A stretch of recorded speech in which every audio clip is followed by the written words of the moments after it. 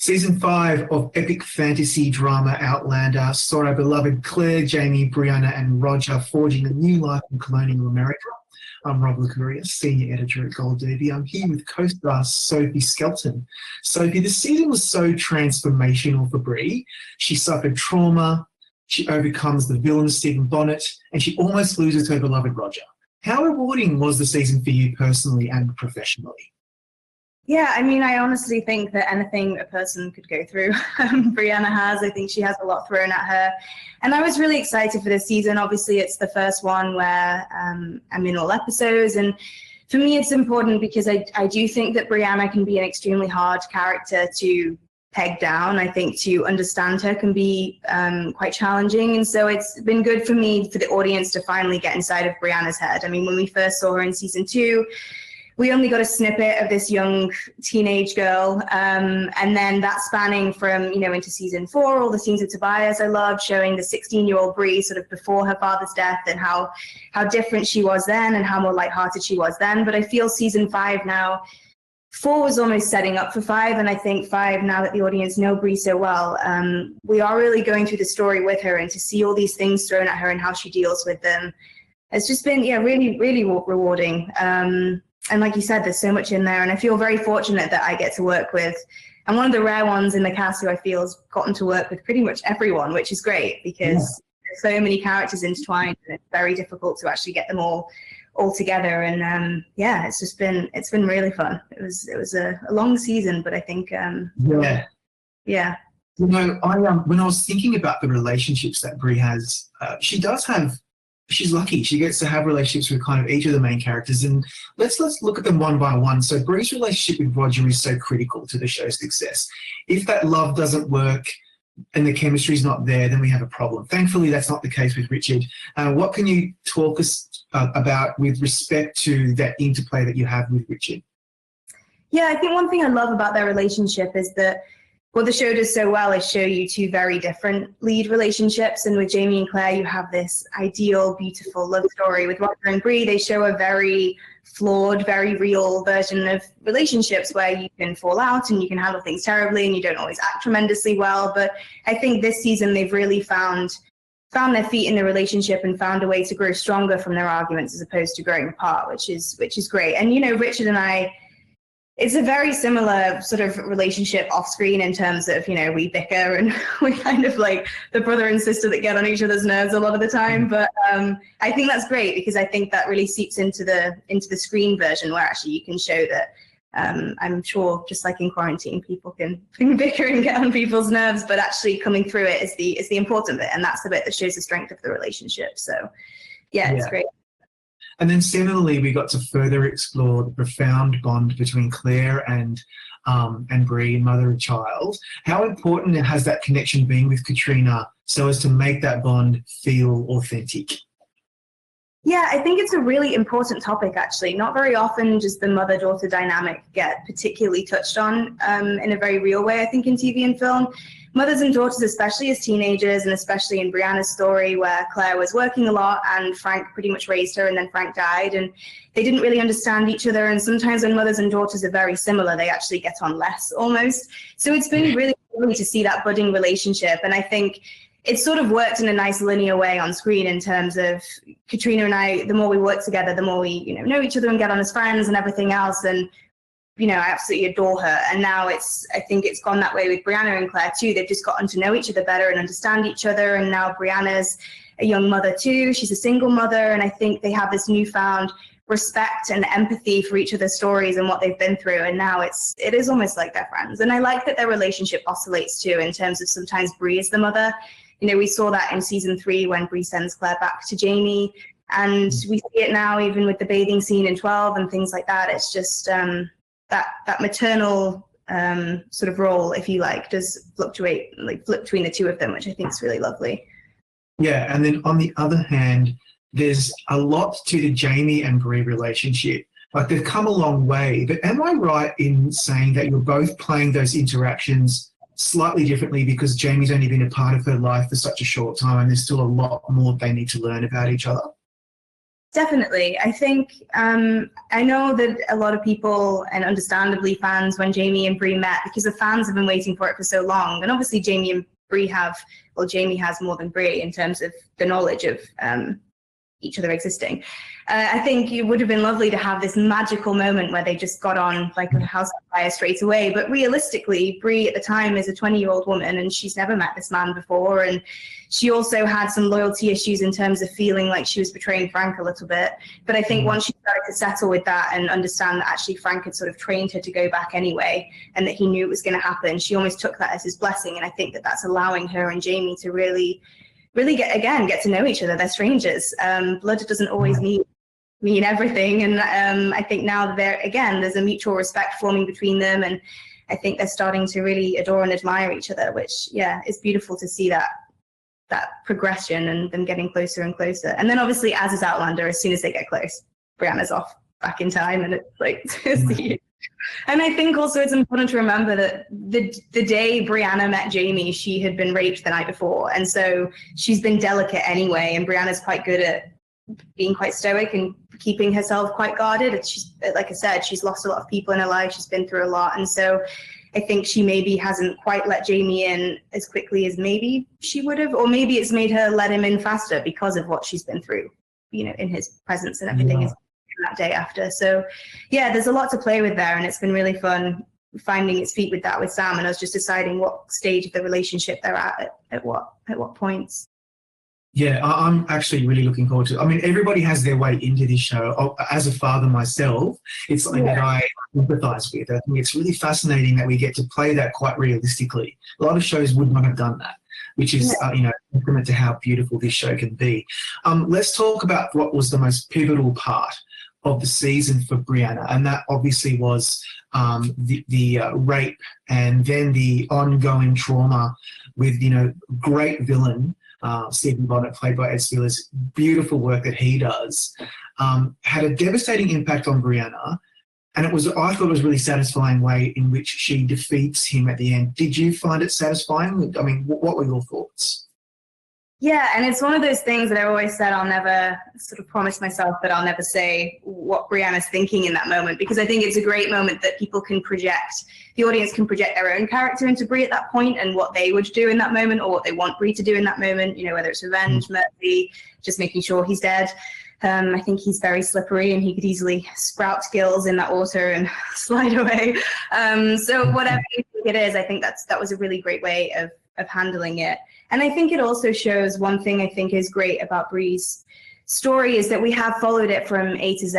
We have seen the event, if you like, the attack happen, and then we've seen her, starting to come out the other end of it. And hopefully there's something cathartic in that for people. And I think that it just means that it coming to that apex at the end of her shooting him in the head is important. I think it shows that people can be informed that there's not just one way to heal. There's not one way to deal with something. Brianna definitely made her mistakes in this whole healing process. And anytime there's been a light at the tunnel, it doesn't always mean that then hasn't been taken away. And definitely picking up at the beginning of the season, we see obviously a very nervous Brianna. It's her wedding day, but then we see a very lighthearted Brie with the cake scene and everything else at the wedding. And she seems to be really settled in herself. And then obviously she finds out on her wedding day that Bonnet's alive and close, and that's then something she carries with her throughout the season. Episode 4 or 5, I think, when Mrs. Bug comes with the coin and everything, it's not even just about herself healing now. There's a more imminent fear in terms of Bonnet being lurking around the corner and the potential that he might harm Jemmy or herself or her family. And so I love that it does then, that all kind of comes to fruition in 10. And I think once that bullet's in the man, the trauma doesn't go with it, but I definitely think that Brianna, at least that imminent fear has gone, and she can just settle back and into a more secure version of herself again. She's been on quite tender hooks for the whole season, I think. Yeah, and I know you don't want to really give the answers to this, but the motivation that she had when she shoots him, I mean, we've debated this for so long, like all of us fans. Did she put him out of misery out of compassion? Did she want to make sure he was dead? And do you get that question a lot? Because it was the way it was done was beautifully ambiguous, as it should be. Mm-hmm. Yeah, I really wanted to keep the ambiguity in there. And even with even with Roger asking, you know, again, it's trying to tell people you don't always have to have the answer, and you can talk to the people who are close to you, you can not talk to them, and you don't always have to explain yourself. And I think that's something that I love that goes hand in hand with what Brianna says to Claire after Claire's attack. It's sort of like, you know, you have my hand and you have my ear if you need it, but it's like, I'm not going to push you. You don't need to talk about it. And I think that does show in that scene with Brie. But yeah, it depends. I mean, we've seen the jail scene in season 4 where Brianna has tried to give some compassion, and she has, whether she's done it out of goodness to say, look, I'm stronger than you haven't affected me, I'm going to give you this one last gift in this world and tell you that you have a child. Whether she did that as one last kind of stab in the back, almost a bit of pain inflicting on Bonnet to say, you're going to die and actually I'm going to live on, so I've won this battle, or whether she's trying to say, here's one final gift, I can show you that there is good in the world, even if you're going to inflict evil on me. So you don't know, but I definitely think that she has some sympathy for Bonnet at times, as messed up as that sounds. I think when in episode 10, when he starts talking about the fact that he was an orphan and he has this fear of drowning and his friends betrayed him, it gives an element of human to him, which, you know, as you said, Ed plays so beautifully. And I think that just added another layer to the whole story, that almost added another conflict to Brie, because that can affect a person. But then I do think she's trying to say, you know, you've inflicted evil on me and I came out good, so you don't always have an excuse. But yeah, that's exactly right. Because, I mean, what he does to her early on in the season is so horrifying. And then we learn more about him. He's not the moustache twirling villain. He's actually a really messed up person that does horrible things. Let's talk about the way that the rape scene was done. I know that you've said in the past that you were in two minds about whether or not the way that it was ultimately portrayed in the episode was the right way to do it. To me, I found it incredibly upsetting. It was visceral because we were listening to it. We weren't even seeing it. We're used to seeing it. But sometimes maybe seeing it is important because it's supposed to be as confronting as it is. What are your thoughts after all this time when you think about it as to how it was done? Yeah, I think I still stand by how I felt on it initially, in that I think for me, because of the research that I'd done and things that I'd found out about sort of victim responses from a medical point of view that I personally am ashamed to say I didn't really know about. I think there's a lot of times where people talk about sexual attacks and abuse and things like that, and people say, oh, well, I'd have done anything, you know, I'd have clawed his eyes, I'd have fought back and everything else. And it's not always about your physical strength. It's about, for Brianna, I did a lot of research and I found out something called tonic immobility, which is essentially like a fight or flight or response, but it's sort of one step further. So like an animal would play dead, it's kind of like that, but your body completely cops out on you and your brain makes the executive decision to shut your body down effectively. So when the attack's happening, you go completely numb and you don't feel anything. So for me, I felt, because people can say that there's a lot of rape in the show and there has been a lot of question around that. Obviously, in the time period, it was very apparent. And so for me, it's important for each rape thing that we do to have a different way that people respond, just to show people that actually, you know, there's a good thing about showing awful things like that, because it can enlighten us and it can educate us and hopefully help people have a little bit more understanding with what victims go through at the time. So in that way, I thought it was a shame, just because I did play this thing where Brianna, she's fighting and fighting and fighting, and then the way that we filmed it, Bonnet threatens to kill Brianna in that moment. And it's almost like Brianna's body just completely freezes, and I had this bit where her head just kind of goes to the side and her eyes are just completely glazed over, and you can see that Brianna's just not in the room anymore. And it's only when she's getting up that you see her body start to shake and her nerves are kicking back in and she's starting to feel and process what's just happened. So in that way, I think it was a shame not to show it, but I do think that what the producers decided to do in terms of having it heard and not seen was really, really good and really brutally moving, because I do think it showed, again, the parallels to today, where although we're not always talking about somebody physically outside the door hearing something, there are a lot of head turns and there are a lot of people putting blinkers on and pretending things aren't happening. And I think that was a really good conversation to start too. Yeah, it must be awfully frustrating to constantly be asked this question about, you know, why does this show always use rape and sexual assault as a narrative device? I mean, we're talking about the 18th century where this kind of thing happened all the time. And I guess if you want to put a silver lining on it, as you say, it's an opportunity to have a conversation about, you know, a harsh reality. but again, it still must be challenging physically and mentally as an actor to be in that scene and doing it. And did you find that it played a personal toll on you when, you know, shooting had ended and you had gone home that night? Yeah, I mean, I'm one of those people who I definitely tend to take on other people's emotions a lot, and I'd done a lot of research, I'd read a lot of things, I'd watched a lot of videos of women talking about the rape or confronting their rapist, and men too, but obviously I tend to refer to women's research just because I'm playing a female, obviously.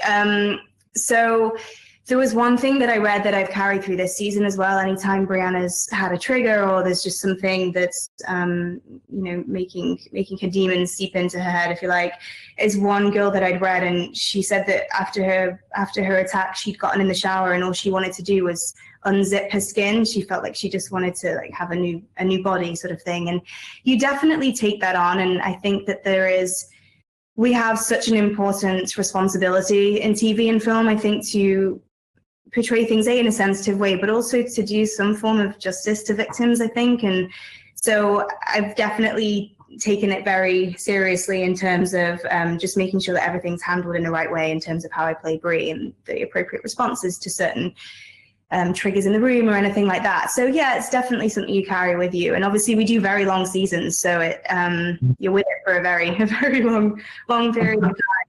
Yeah. It's a marathon, and it looks so physically and emotionally demanding. Particularly this season, the four main characters suffered this brutal trauma, all of them. It's like it never ends. And none of us know what we're looking forward to in season 6. Are you looking forward to getting back to work eventually and filming season 6? Yeah, very much so. Like you said, you know, you get very attached to your characters, and obviously the cast.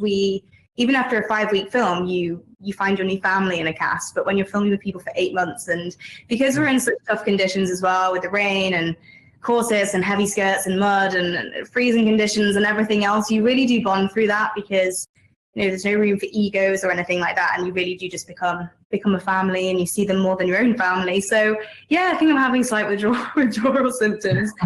And it'll just be lovely to get back to it. And I'm excited to see what happens for Brie in season 6, because I think that 5 was the Brie that I've been really excited to play. It's where she's secure in herself and she finally knows herself. She's not a teenager anymore. She just feels very settled with her family and with who she is. And even though she's been through a lot, it's been very nice to get to that layer of Brie. I always say that she's not that an onion is a very nice analogy, but she definitely takes some peeling, I think. And now I feel like we're at a nice layer. So yeah, I'm excited to get back.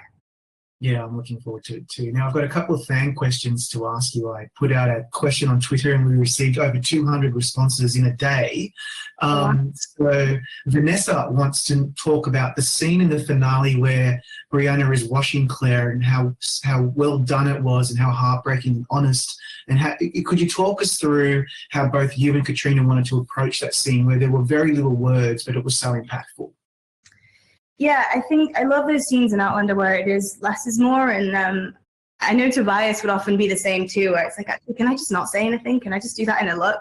And I think that that's why it's one of my favorite scenes, because it is all just in the unsaid. And it depends. Whenever you're doing a scene like that, you kind of the approach to it, you sort of tailor it to the person that the scene's about. I like to kind of just let them lead in terms of how they want to handle it. So if Katrina was open to talking about the scene a lot, then great. If she wanted to rehearse, whatever. But I think in that moment, she was obviously just in such a vulnerable headspace that it just played out just very naturally. So she was just kind of doing her thing, and Bree's almost the audience in that moment. She's the onlooker, and obviously Brianna knows exactly how Claire's feeling, and so I think Bree was the best person to be there for her at that time. And yeah, I think we both just agreed that less is more in that scene. And I think Brianna giving that throwback to the line that Lizzie said to her was just the one thing that she needed to hear. And I think it's beautiful. But I also think so in the moment where Claire drops the nail brush, I think that's the moment where Bree really thinks,